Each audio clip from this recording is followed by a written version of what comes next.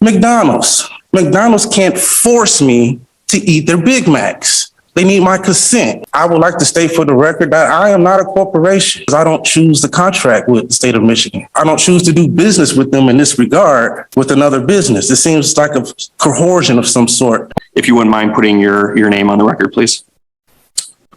I'm the executor and sole beneficiary of the trust and estate of Mr. Kevin Dwayne Craft, the legal persona.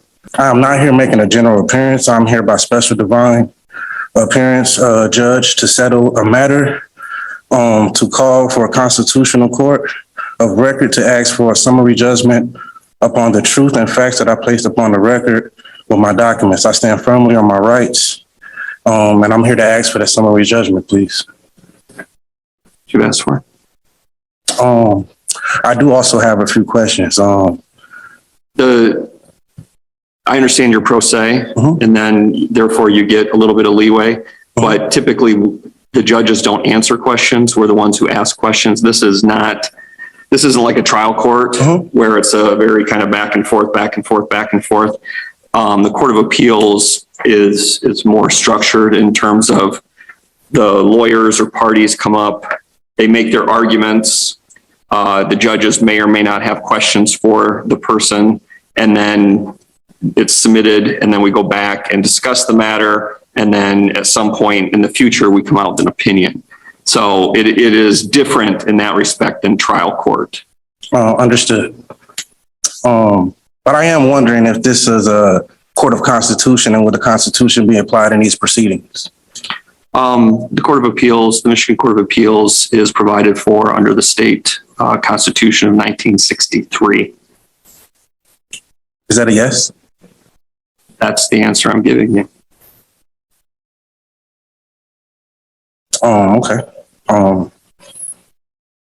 asking to verify to make sure these proceedings are legitimate. The Constitution has two jurisdictions: common law, admiralty law, or maritime tribunal. And I'm asking in which context would this court try to enforce jurisdiction on me? We're acting under the state Constitution of Michigan of 1963. Moving forward, I'm here to pretty much address the court's error for ignoring my motions. Notice of dismissal, default judgment under Federal Rule 55 was filed December 12, 2022. Under Federal Rule 55, if a party fails to respond to the defendants themselves, and this is confirmed by my affidavits and other means, the clerk must officially record a default judgment of that party. I filed several motions and they were ignored. That's why I'm here. In Haynes versus Kennar, 404 U.S. 519, 1972, courts must be understanding and not easily reject motions from people just representing themselves. And that's what took place in this matter. In Article 1, Section 17 of the Michigan Constitution prevents courts from ignoring motions and guarantees that people have a fair chance to represent themselves in any argument and evidence. That did not happen. That's why we're here. The state ordered me to take a paternity test. And Monell versus Department of Social Services, which is a New York State case. The Supreme Court case established that municipalities' liability under the Section 1983 for constitutional violations in the context of child support cases, where the appellant argues that a warrant should be required for me obtaining genetic and biological material. I think it's very sensitive when a state injects an order asking me to give genetic and biological material without a warrant. That's really sensitive material. It's not like a document or anything. That's personal biological material. That's why those specimens were not granted. That's why I deny any consent or any contract with the state or Title 40 agency to give away my biological and genetic material. that the case Monell is relevant because it underscores the importance to ensure that government agencies like the friend of the court, or in this context, these are for-profit agencies disguised as government agencies like the friend of the court, adhere to constitutional standards where collecting evidence potentially implying the need of procedure safeguards to protect individuals' Fourth Amendment. That's why I asked, was this a constitutional court? The asking for genetic material is protected by my Fourth Amendment right. The Fourth Amendment protects individuals from unreasonable searches and seizures and safeguards one's privacy and assurance that any such search is conducted within the boundaries of legal requirements. I see that they're not here today, and that's some questions that are raised, and those were my concerns. On August 11, 2022, the Kent County ordered an appointment for me for genetic and biological testing. In a testing laboratory, DNA Diagnostic Center is a business, and I can prove it's a business because I have their Dun and Bradstreet numbers, 877-184226 for the record. They also said, when I thought this was funny, the state of Michigan stated that it would pay the cost of the genetic test. And if I wasn't excluded, that I would be responsible for that cost. And with that being said, that set alarms. The state of Michigan is also a business. And with them fronting the cost for me, that presented an alarm for me because I don't choose the contract with the state of Michigan.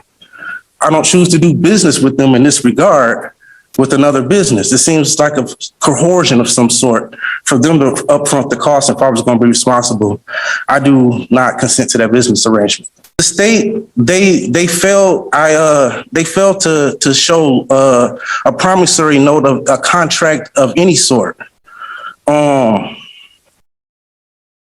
I submitted documents, notice to the court to demand dismissal for lack of jurisdiction, demanded to see an open court evidence of personal and subject matter jurisdiction, and notice of court to refusing to appear voluntary.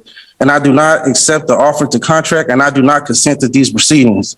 That affidavit or notice to motion was submitted on November 28th, 2022. So again, I'm just bringing up the point that I submitted numerous of documents asking for clear evidence or asking for due process, also asking for just quite frankly, to be transparent with what's happening. And I believe I deserve the right to see in writing what gives them the authority and what contract am I entering. I want full disclosure. In Burns 322 BR 719, a creditor must provide proper documentation such as a promissory note, contract to substantiate a debt or court claim. They did not. More documents I filed. Affidavit inserting corporate nature of government entities. I submitted that document because I'm concerned that these are for-profit businesses disguised as government agencies. I have proof. Kent County Court, Dun and Bradstreet number for the record, 152906082. Kent County Friend of the Court, Dun and Bradstreet number, 6088333133. State of Michigan, Dun and Bradstreet number, 504698428. These are businesses. I would like to state for the record that I am not a corporation. I'm a living, breathing person, human being. With these being businesses, they have to abide by the same rules as other businesses. And may I give an example? For example, McDonald's. McDonald's can't force me to eat their Big Macs. They need my consent. None of these businesses that I've mentioned have my consent to do business with them. Section 458 of the Social Security Act, incentive payments to state. It's a conflict of interest. And it's my argument right here, right now, that the state incentivizes them it incentivizes them to collect more child support. The main argument I have here and for you guys is full disclosure. You know, it seems like they enter me in a contract without my consent, without full disclosure, and that's the problem here. You know, I'm here to argue subject matter and lack of jurisdiction. No evidence was established in my involvement of a common law crime or damages, and I did not commit any common law crime. Notice of court to refusing to appear voluntary, and I do not accept these contracts, and I do not consent to these proceedings was another motion or notice to motion that I submitted 11/28/22, and it's basically is evidence they didn't provide any evidence of an injury or injured party, and Mr. Kraft, you're out Yes. of time. We understand that you raise issues of disclosure, yes, jurisdiction, remedy, and as I indicated, your brief, as with all the appellants and appellees we have here today, the briefs that you submit are kind of the key issue or the key tool that we use to resolve cases. And so I just want you to know, we have your brief. We're going to go back. We've had research attorneys look at it. We're going to look at it again. We're going to discuss your case. And then you'll get an opinion from us sometime within the next few weeks. If I may, one last thing. You've got, you can do it in 20 seconds. I can. The government must prove charges beyond a reasonable doubt with clear evidence, especially when making the claims against someone. And I'm asking you guys right here, right now, they did not provide any evidence against me.